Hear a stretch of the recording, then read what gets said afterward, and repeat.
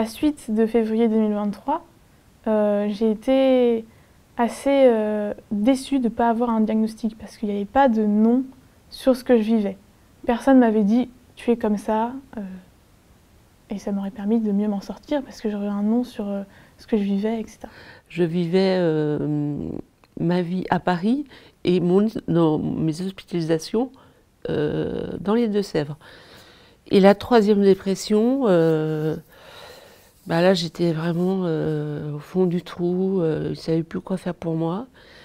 Et le psychiatre qui me suivait à l'époque pour ma troisième dépression, m'a dit « Madame, je ne vous renvoie pas à Paris sans que nous ayons pris ensemble un rendez-vous. Vous avez besoin d'être prise en charge et non pas forcément d'être hospitalisée tout le temps. » J'ai commencé à 16 ans avec une première tentative de suicide. Et donc j'ai eu un parcours psy derrière. Et on me disait en fait que j'étais dépressive chronique, tout le temps. Dépressive chronique. Et on m'a donné un traitement à base de thymorégulateurs et tout ça. Donc je me disais, bon, c'est bizarre. Et toujours avec cette dépression chronique, je me disais, c'est bizarre. Et à 25 ans, je me renseignais, il y avait des symptômes que je voyais qui correspondaient en fait à la bipolarité. Alors elle a été diagnostiquée pas tout de suite, parce que la médecine en fait, c'est l'école de la patience, il faut du temps. Les médecins d'ailleurs nous le disent, affiner un diagnostic, ça prend du temps. Il faut parfois plusieurs épisodes dits psychotiques pour savoir en fait quelle est la pathologie. Et ça a été le chemin de Flavie. Ça s'est déclenché la première fois, elle avait 16 ans. Ça a été son premier épisode psychotique, suivi de 2 autres. Et donc au dernier épisode psychotique, les médecins ont pu mettre vraiment des mots sur sa pathologie. On m'a diagnostiqué bipolaire. Et j'étais vraiment soulagée. J'étais pas ravie parce que personne ne peut être content d'être bipolaire, mais soulagée, c'est vraiment le terme exact parce que vraiment, ça m'a permis de poser un nom sur ce que j'avais, de comprendre aussi tous mes symptômes, tout ce qui a pu m'arriver. Et maintenant, je vis mieux. Parce qu'avant, on me disait, oui, vous avez une fragilité psychiatrique. Je me dis, d'accord, mais une fragilité, je peux la soigner par moi-même, alors je prends pas mes médicaments et tout. Mais en fait, non. Je suis bipolaire, donc il faut que je me soigne. Et tout ça m'a permis vraiment de voir ma vie autrement. Et maintenant, je vis beaucoup plus apaisée, sereinement, et je suis très ravie.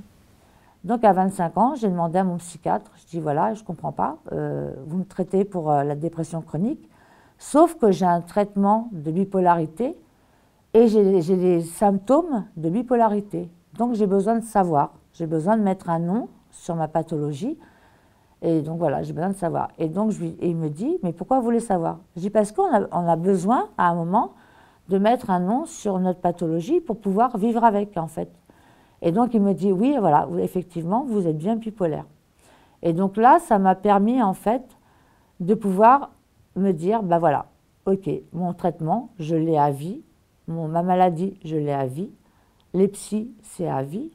Et voilà, donc comme ça, j'ai pu m'organiser. Ouais. J'avais un peu de côté, j'avais le côté un peu choc évidemment, parce que quand quelqu'un d'autre nous le dit, c'est quand même un choc, il faut un peu de temps pour l'accepter. J'ai peut-être mis moins de temps que certaines autres personnes à l'accepter, ce diagnostic. Et puis aussi, j'ai toujours eu le fait que, je me toujours dit que j'avais quelque chose sans savoir ce que c'était. Et ça, c'était très angoissant. Enfin, depuis l'année d'avant, je savais que j'avais quelque chose, je ne savais pas quoi. Et le fait de mettre un mot dessus, un diagnostic, ça permet déjà d'aller mieux, et de mieux vivre avec, et puis de s'adapter à ça aussi. J'ai très longtemps eu une ambivalence, et je continue encore, mais vraiment beaucoup moins, par rapport aux médicaments.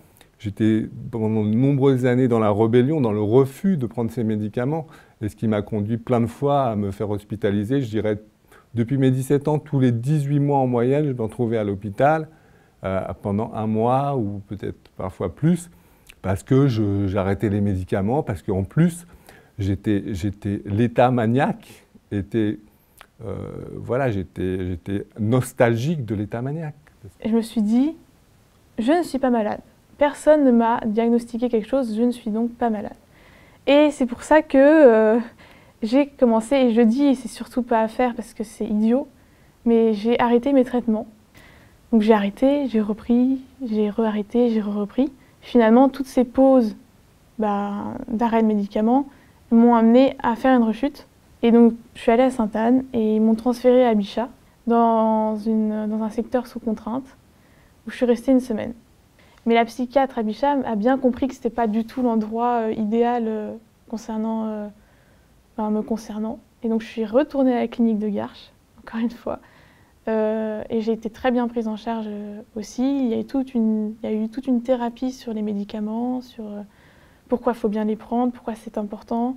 Alors moi j'ai eu de la chance entre guillemets parce que j'ai pas été en soins sous contrainte, donc j'ai pas été en chambre d'isolement, j'ai pu être en soins libres dans l'hospitalisation, donc c'était moins violent. Et on est soit en chambre double, en chambre simple avec quelqu'un d'autre. On a des repas heures fixes, les traitements à prendre, et puis on voit régulièrement, enfin une fois par jour, une fois tous les jours, le psychiatre. Il réévalue si les traitements font effet et autres, et puis il adapte en fonction. On peut faire quelques activités des fois dans certaines hospitalisations. Puis les visites des proches qui sont quand même importantes, d'avoir leur soutien pendant cette période. Alors le traitement, voilà, c'est très, très, très compliqué, un traitement psy, parce qu'en fait, il change. Il faut régulièrement, il y a des fois, il faut le changer, parce qu'au bout d'un moment, le médicament ne fait plus effet, voilà. Il y a le traitement, il y a aussi là le problème du CMP, du centre psy. Actuellement, il n'y a plus de psychiatre. Il y a ça aussi, le problème des médecins. Il y a le problème des médecins qu'on ne peut plus avoir. Le traitement, il est indispensable. Il ne faut pas l'arrêter. Moi, j'ai eu le problème, pendant quelque temps, il y a bien longtemps, j'ai arrêté le traitement. Et je voyais qu'à chaque fois, je chutais. Donc le traitement, ça, c'est à vie. Et ça, faut vraiment... Moi, je le dis pour les autres, surtout, il ne faut jamais arrêter un traitement. Jamais, jamais, jamais. Moi, je suis une rescapée de la vie. Je ne sais pas comment, mais normalement, je ne devrais plus être là. Et quand je suis dans mes phases... Voilà, ça fait longtemps que je n'ai pas fait une phase maniaque.